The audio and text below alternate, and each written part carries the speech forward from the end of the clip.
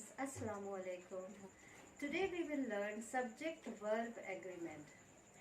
So चले देखते हैं कैसे हमारा subject verb के साथ agree करेगा.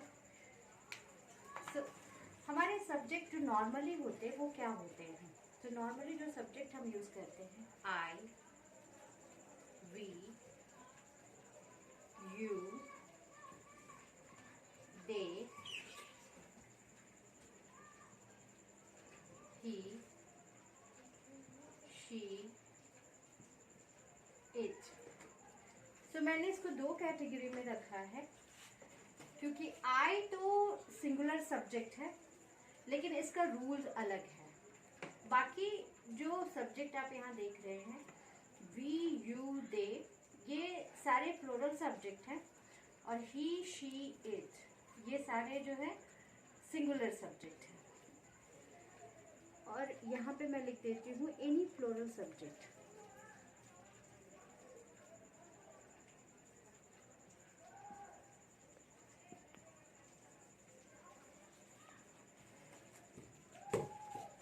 और यहाँ पे मैं लिख देती हूँ एनी सिंगुलर सब्जेक्ट.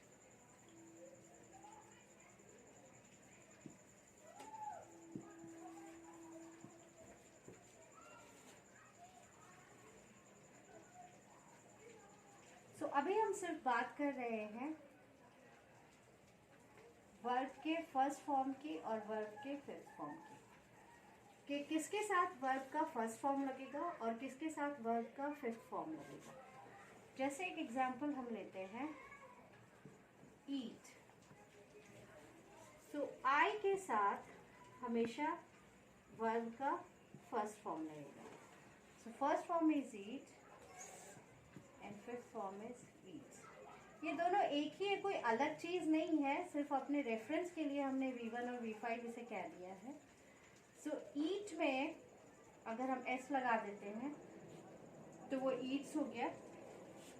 सो कोई भी प्लूरल सब्जेक्ट, आई एक एक्सेप्शन है, आई ईट, वी ईट, यू ईट, दे ईट, और कोई भी प्लूरल सब्जेक्ट उसके साथ वो लगेगा वर्ब का फर्स्ट फॉर्म. दूसरी कैटेगरी हमारी है सिंगुलर सब्जेक्ट्स की. So he eats, she eats, it eats, और कोई भी सिंगुलर सब्जेक्ट उसके साथ लगेगा ईट्स. यानी कि जैसा वर्ब होगा उसका जैसा सब्जेक्ट होगा वैसा ही उसका वर्ब होगा. अगर सब्जेक्ट प्लूरल होगा तो उसका वर्ब भी जो है प्लूरल होगा, और सब्जेक्ट अगर सिंगुलर होगा तो उसका वर्ब भी सिंगुलर होगा. यहाँ पे वर्ब में एस लग जाने के साथ उसके साथ कंफ्यूज नहीं होना है. ओके. सो ये एक बहुत छोटा सा एक मैं आपको बता रही हूँ तरीका कि आप कैसे किसी भी सब्जेक्ट के साथ वर्ब का फॉर्म कैसे होगा वो आइडेंटिफाई करेंगे. तो आपको सिर्फ समझना ये है कि अगर मेरा वर्ब प्लूरल है तो उसमें हम V1 लगाएंगे, यानी कि वर्ब के साथ एस या येस नहीं लगेगा. अगर मेरा सब्जेक्ट जो है सिंगुलर है तो उसमें हम वर्ब के साथ एस या येस लगाएंगे, यानी कि V5 लगाएंगे. तो आज के लिए बस इतना ही. Thank you. Understand this with more examples. So I'm taking these words V1 and V5. Write, write मतलब पता है आपको, write मतलब लिखना, और इसका V5 क्या होगा, writes.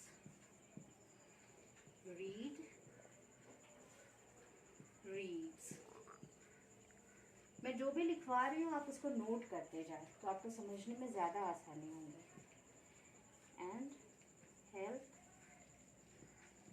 so it helps. Now let's take an example. So ये नोट कर लिया आप लोगों ने.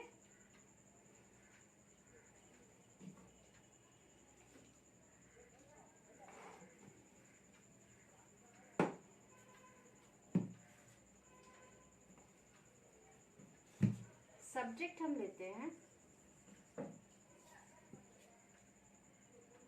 I, we and he.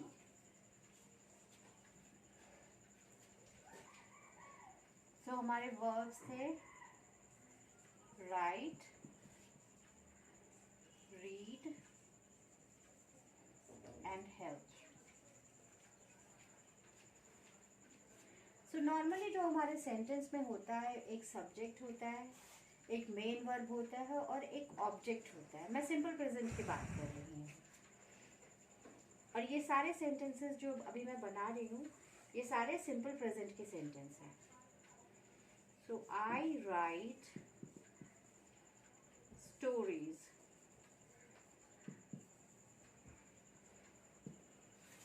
So this is your subject, this is your verb and this is your object. तो I का रूल हमेशा क्या है? I के साथ हमेशा verb का फर्स्ट फॉर्म होगा। We write stories.